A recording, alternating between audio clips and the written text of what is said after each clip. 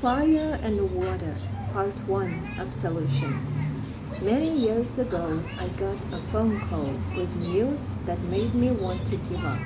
I sat and stared for an hour and then took myself for a run in Griffith Park, up through Little Armenia, into the hills and chaparral. When I rounded the liquor store starting up Hillhurst, I saw plumes of smoke, heard sirens and helicopters, and felt hot wind. I ran toward it all, thinking that destruction might terrify me. I passed the Greek theater and dozens of fire trucks and hundreds of firemen, so consumed in suiting up, unfurling hoses, and saving sculptures that none noticed a shirtless white boy bounding past.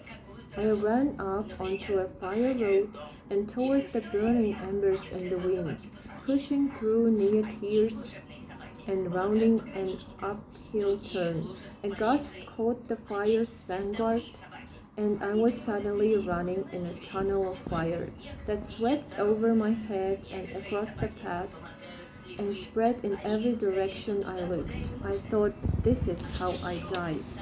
Just then, with a concussive pounding in my chest, the thundering blade of a fighting helicopter, cold and wet and steam, overtook me as I was baptized in a sooty rain of water from above. I don't know if the pilot saw me or God did, but I felt reborn and washed in gratitude for this life.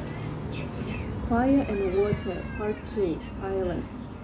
More than a decade passed. Southern California is burning again. I wake feeling broken and once again wonder if my park might fix me. I run up in an ember haze. The fire's distant, but the smoke and heat are sweeping in on coastal winds.